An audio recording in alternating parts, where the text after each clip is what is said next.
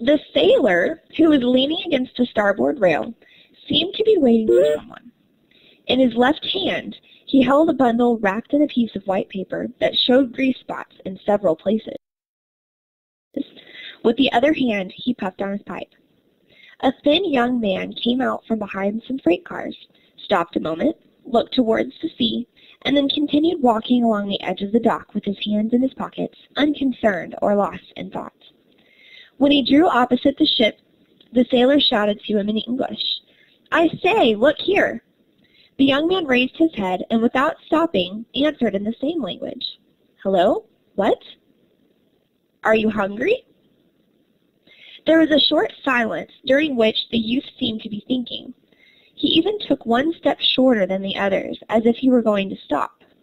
But finally, smiling sadly at the seaman, he said, "No, I'm not hungry. Thank you, sailor."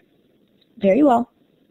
The sailor took his pipe from his mouth, spat, put the pipe between his lips again, and looked away. The youth, ashamed that his appearance should arouse feelings of charity, seemed to quicken his pace, as if he were afraid he might think better of his negative answer.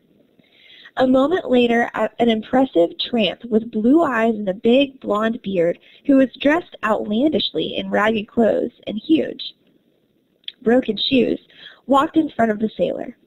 The latter, without calling him over first, shouted at him, "Are you hungry?" The question had not even been completed when the loafer, looking with gleaming eyes at the package the sailor held in his hand, answered quickly, "Yes, sir, I am very much hungry." The sailor smiled. The package flew through the air and landed in the eager hands of the hungry man, who did not even thank him. Opening the bundle, which was still slightly warm, he sat down on the ground and rubbed his hands in glee as he saw its contents. A dockside derelict may not know English, but he would never forgive himself for not knowing enough to ask anyone who speaks that language for something to eat. All right, Ryan, you ready to read? The young man who had gone by a few minutes before witnessed the scene from where he was standing a short distance away. He was hungry. He had not eaten for exactly 3 long days, and more from timidity and shame than because of his pride. He shrank from standing in front of steamer gangplanks at mealtime, waiting for the sailor's generosity in order to get some package containing leftover food or scraps of meat. He could never do that. He would never be able to do it. And when, as in the recent incident, someone offered him his leftovers, he would decline them heroically, but with regret, because refusing made him even hungrier. Awesome job. Thank you. For 6 days, he had been wandering through the alleys and along the docks of that port. He had been left there by an English steamer from Punta Arenas, the port where he had jumped ship, abandoning his job as a cabin boy.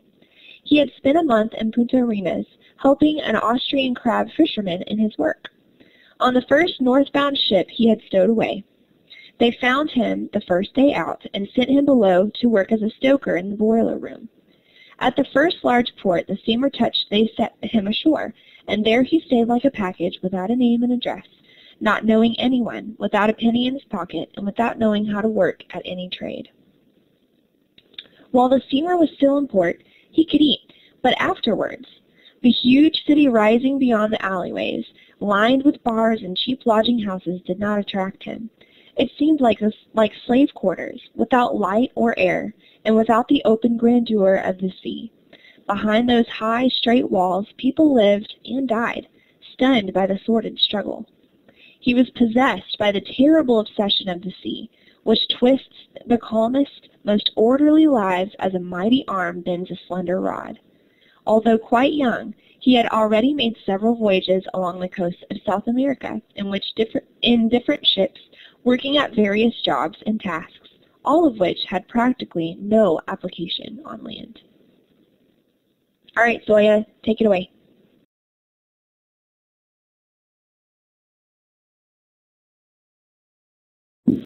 After the ship left, he kept on walking around, trusting to luck find something, just to keep him going until he could get back to his familiar way of life.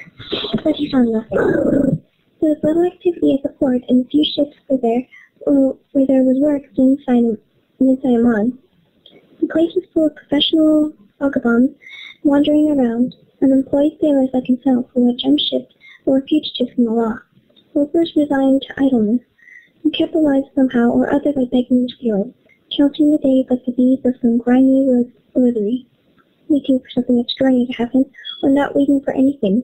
Men of the strangest and most exotic races and nationalities, even types in whose existence one does not believe until he has seen a living example. Awesome, thank you.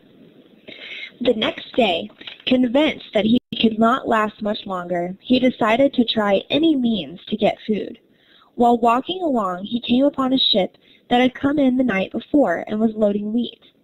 A line of men kept walking back and forth across a gangplank, carrying heavy sacks on their shoulders from the freight cars up to the hatches of the ship's hold, where the stevedores took over. He stood there watching for a while until he got up courage to speak to the foreman and ask for a job. He was taken on and quickly joined the long line of loaders.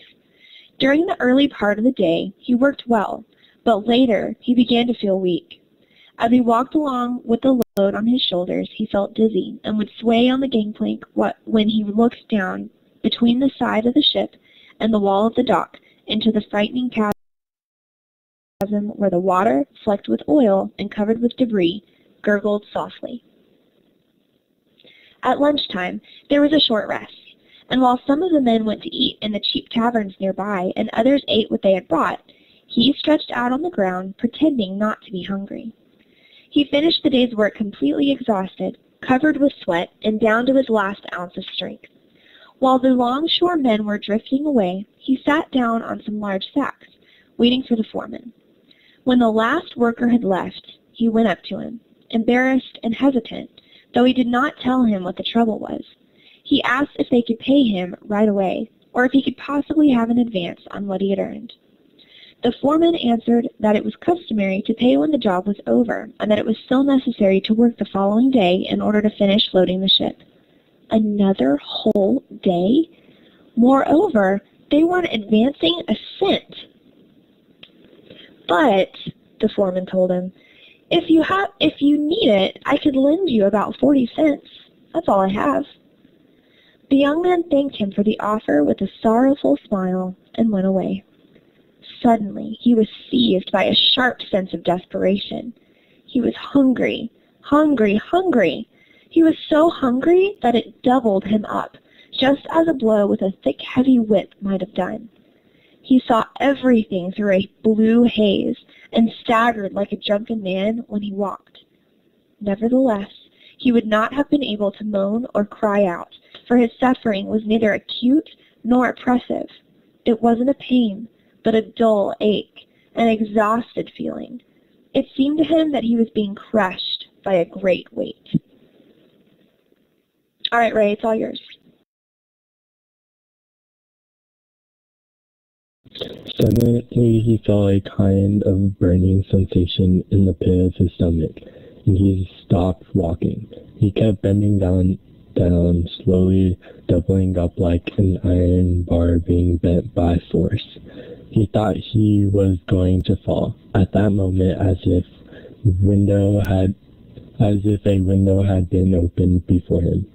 He saw his home and the countryside around it, his mother's face and the face of his brothers and sisters. Everything he loved and cherished appeared and disappeared before his eyes. Shut with sheer Fatigue. Fatigue is just being tired. Fatigue. Then little by little the giddiness. Yeah, that's right. Giddiness went away, and as his burning stomach gradually cooled, he slowly straightened up. Finally, he stood erect. Breathing heavily. One more hour, and he would fall fall senseless to the ground. Awesome, good job. He quickened his step as if he were fleeing from a new attack of dizziness, and while walking along, he determined to go in and eat anywhere without paying, ready to be ashamed, beaten, jailed, anything. The important thing was to eat. Eat, eat. 100 times his mind kept repeating that word. Eat, eat, eat, until the term lost all meaning and left him with a feeling of burning emptiness in his head. He had no intention of running away. He would say to the proprietor, "Senor, I was hungry, hungry, hungry, and I have no money to pay. Do what you wish." He reached the first city blocks, and in one of them found a dairy. It was a bright, clean little shop, full of small marble-top tables. Behind the counter stood a blonde lady with a spotless white apron. He chose that store. The street had little traffic. He could have eaten in one of the cheap taverns near the dock, but they were always full of people drinking and gambling. In the dairy there was only one patron. He was a little old man with glasses, with his nose buried in the pages of a newspaper. He seemed motionless, reading there, as if he were glued to the chair. On his table was a half-empty glass of milk. The young man walked up and down on the sidewalk, waiting for him to get out. Little by little, he was beginning to feel that burning sensation in his stomach again. He waited 5, 10, as much as 15 minutes.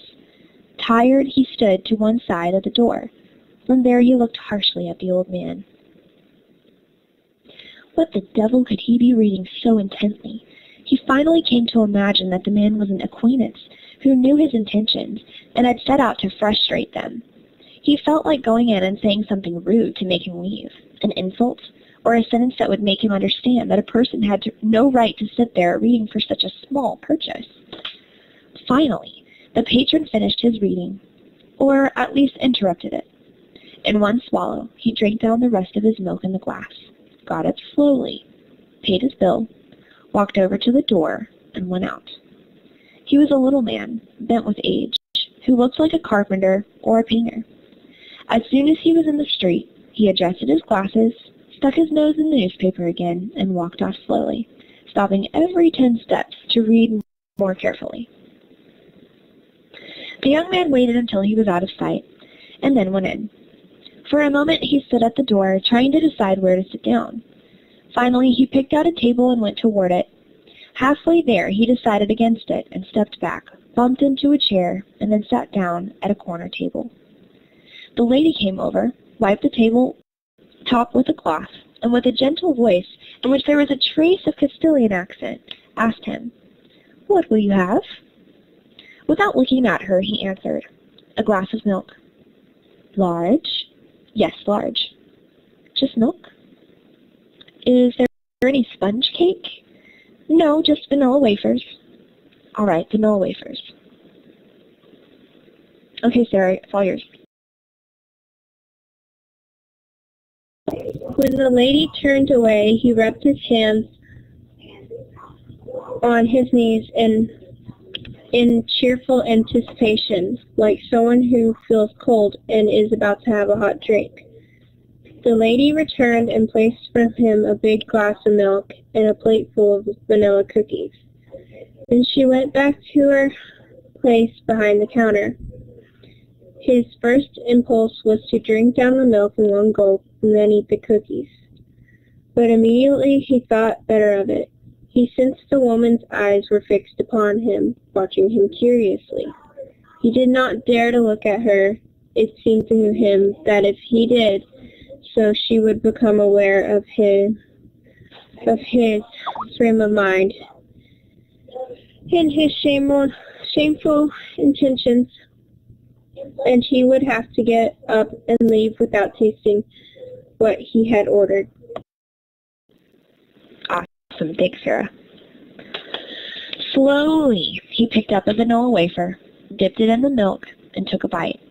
He drank a sip of milk and felt the burning sensation, which had returned to his stomach, diminish and disappear.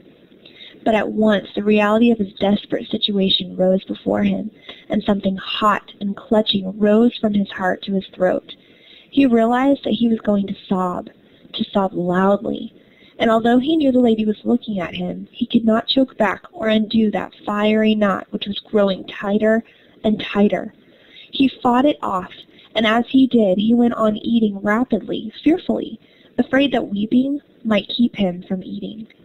When he finished the milk and cookies, his eyes clouded over. Something warm rolled down his nose and fell into the glass. A terrible sobbing shook him from head to foot. He rested his head on his hands, and for a long time he wept. He wept with sorrow, with rage, with a longing to weep as though he had never wept before. He was bent over, weeping, when he felt that a hand was stroking his tired head, and a woman's voice, with a soft Castilian accent, was saying, "Cry, my son, cry."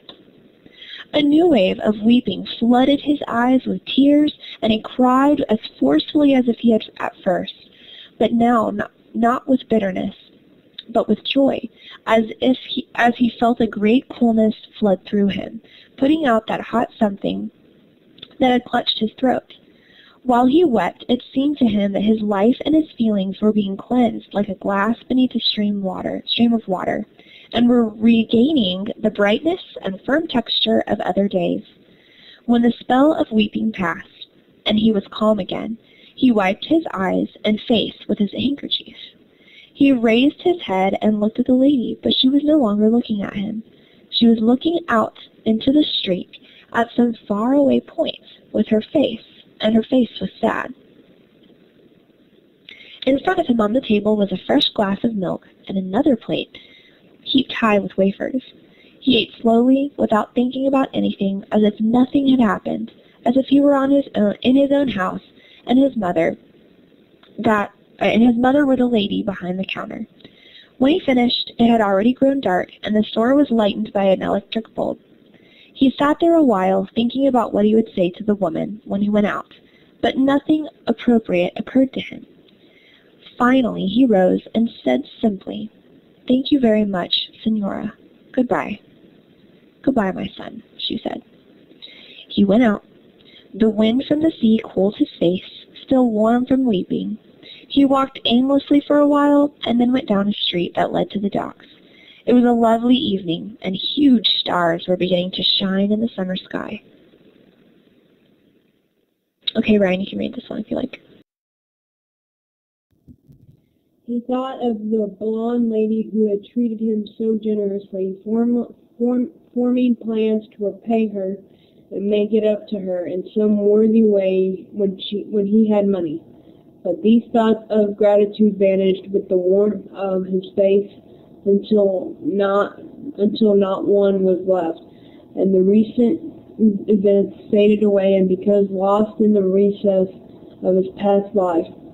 Suddenly he was surprised to find himself singing something in a soft voice. He straightened up joyfully and strode along with vigor and determination. He reached the shore and walked up and down buoyantly, feeling himself reborn, as if he scattered in inner forces that had been resembled and consolated.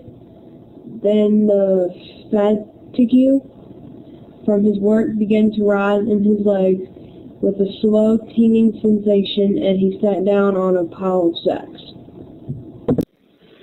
Awesome. Thanks, Ryan. Last page. He looked at the sea.